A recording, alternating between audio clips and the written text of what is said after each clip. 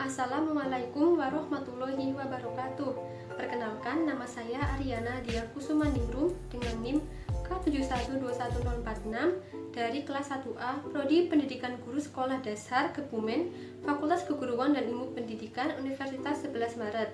Pada kesempatan kali ini, saya akan menyampaikan materi dengan topik Pancasila sebagai Etika untuk memenuhi tugas terstruktur 2 mata kuliah Pendidikan Pancasila dengan dosen pengampu Bapak Dr. Andes Wahyudi, Magister Pendidikan.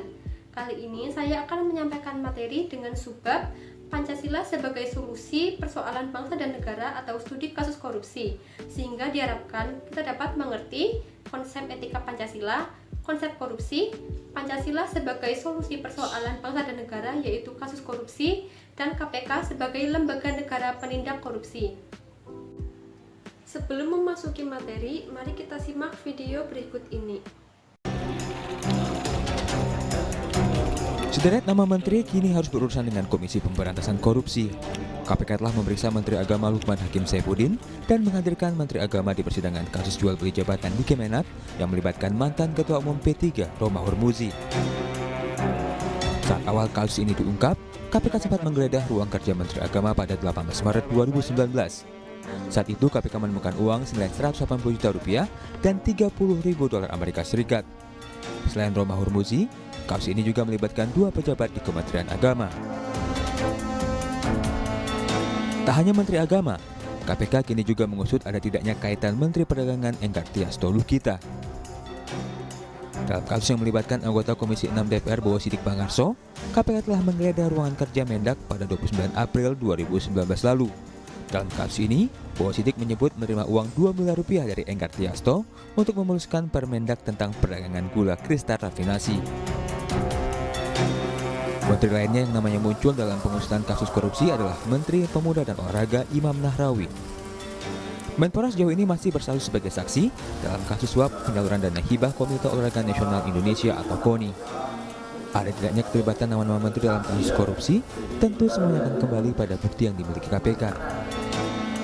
Tim Liputan Kompas TV. Setelah menyimak video penjelasan tadi, kita bisa jadi sedikit mengetahui gambaran keadaan kasus korupsi yang ada di Indonesia. Nah, untuk lebih memahami materi Pancasila sebagai solusi persoalan bangsa dan negara studi kasus korupsi, mari kita simak penjelasan materinya. Pancasila sebagai solusi persoalan bangsa dan negara studi kasus korupsi.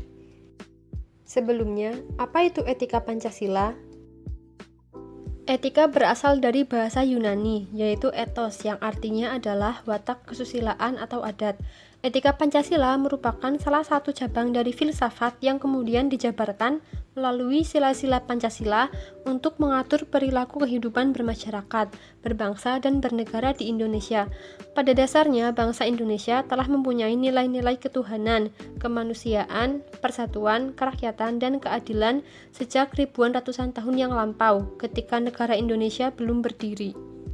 Nilai-nilai etika yang terkandung dalam kelima sila Pancasila dapat membentuk perilaku manusia dalam semua aspek kehidupannya. Sila pertama, ketuhanan yang Maha Esa, mengandung dimensi moral berupa nilai spiritualitas mendekatkan diri kepada Sang Pencipta, ketaatan kepada nilai-nilai agama, dan kepercayaan yang dianutnya. Sila kedua, kemanusiaan yang adil dan beradab, mengandung dimensi humanisme yang menjadikan manusia lebih manusiawi dalam upaya peningkatan kualitas kemanusiaan dalam pergaulan antar bangsa. Sila ketiga, persatuan Indonesia, mengandung dimensi nilai-nilai solidaritas yang tinggi, rasa kebersamaan, dan rasa cinta terhadap tanah air, berjuang bersama dalam rangka bela negara. Sila keempat, kerakyatan yang dipimpin oleh hikmat kebijaksanaan dalam permusyawaratan perwakilan, mengandung dimensi nilai sikap menghargai orang lain, mempunyai kemauan untuk mendengar pendapat orang lain, saling menghargai jika berlainan pendapat, tidak memaksakan kehendak, dan tidak bersikap eksklusif merasa pendapat dan cara pandang sendiri paling benar. Sila kelima, keadilan sosial bagi seluruh rakyat Indonesia, mengandung dimensi peduli terhadap orang lain, ikut serta dalam membantu kesusahan, musibah, atau bencana yang terjadi kepada orang lain. Selanjutnya, apa itu korupsi?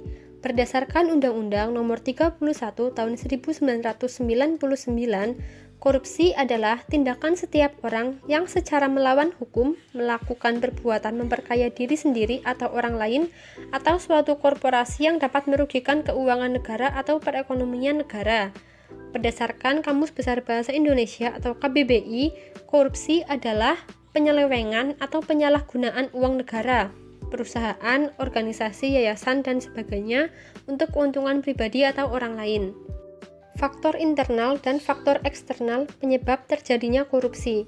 Ketika perilaku materialistik dan konsumtif masyarakat serta sistem politik yang masih mendewakan materi, maka dapat memaksa terjadinya permainan uang dan korupsi. Korupsi akan terus berlangsung selama masih terdapat kesalahan tentang cara memandang kekayaan. Semakin banyak orang salah dalam memandang kekayaan, semakin besar pula kemungkinan orang melakukan kesalahan dalam mengakses kekayaan.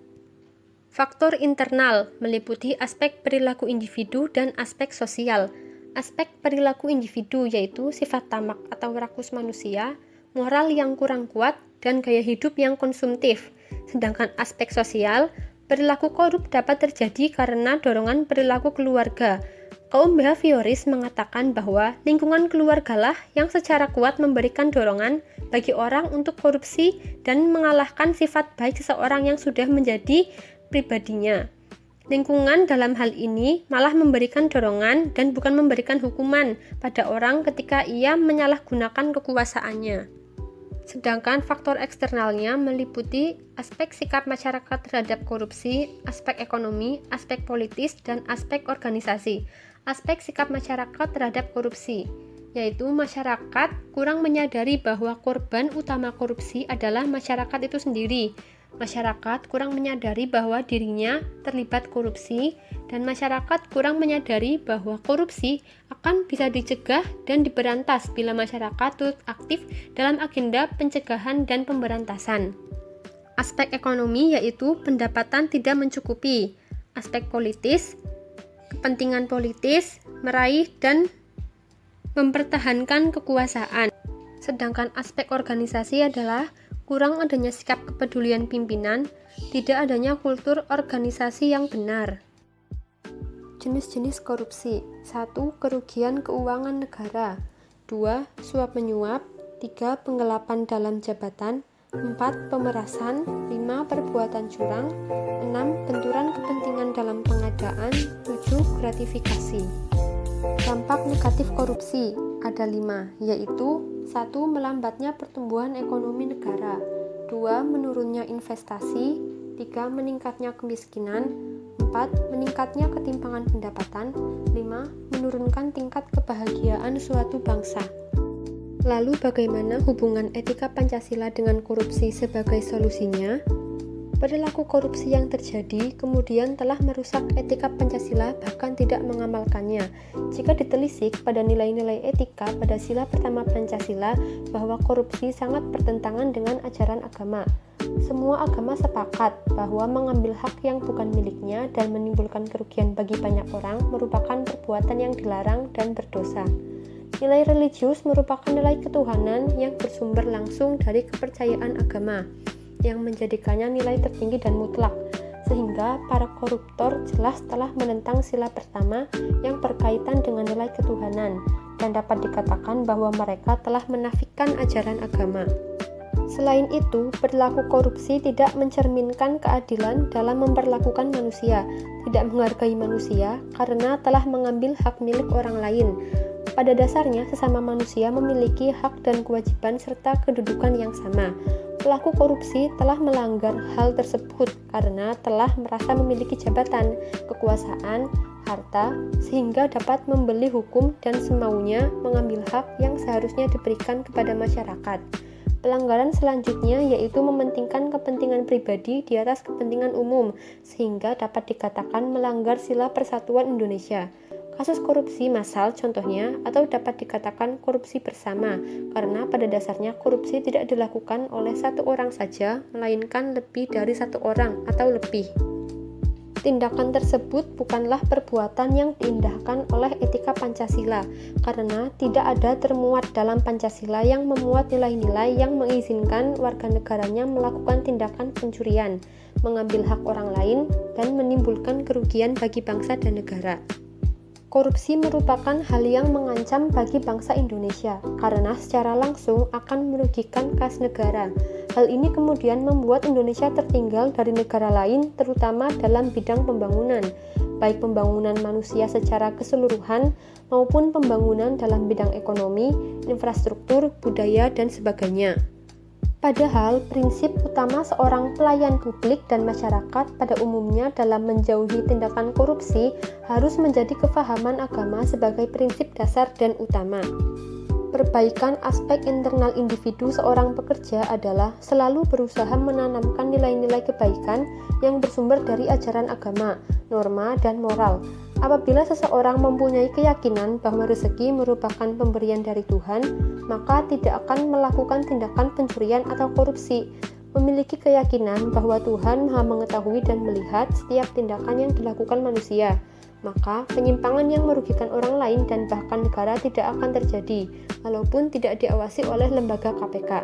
Sehingga dengan sendirinya, maka seseorang tersebut tidak akan melanggar etika Pancasila, karena di dalam Pancasila, terutama sila pertama, berisikan nilai-nilai yang bersumber dari ajaran agama. Dengan adanya kasus korupsi di Indonesia, maka lahirlah KPK sebagai lembaga negara penindak korupsi. KPK atau Komisi Pemberantasan Korupsi ditetapkan melalui dasar hukum Undang-Undang Nomor 30 Tahun 2002 tentang Pemberantasan Tindak Pidana Korupsi. Dikutip dari bab 2 pasal 6 Undang-Undang Nomor 30 Tahun 2002 terdapat 5 tugas utama yang dibebankan pada lembaga KPK, antara lain 1. Koordinasi dengan instansi yang berwenang melakukan pemberantasan tindak pidana korupsi. 2. Supervisi terhadap instansi yang berwenang melakukan pemberantasan tindak pidana korupsi. 3. Melakukan penyelidikan, penyidikan, dan penuntutan terhadap tindak pidana korupsi. 4. Melakukan tindakan-tindakan pencegahan tindak pidana korupsi.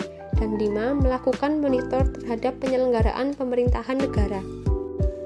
Dari materi yang disampaikan, terlihat jelas bahwa Pancasila sangat erat kaitannya dengan penyelesaian kasus korupsi. Penting bagi kita untuk mempelajarinya karena kita harus memiliki pengetahuan yang kuat untuk tidak melakukan tindak pidana korupsi. Demikian yang bisa saya sampaikan. Apabila terdapat kesalahan, saya memohon maaf yang setulus-tulusnya. Terima kasih. Wabillahi taufiq wal hidayah. Wassalamualaikum warahmatullahi wabarakatuh.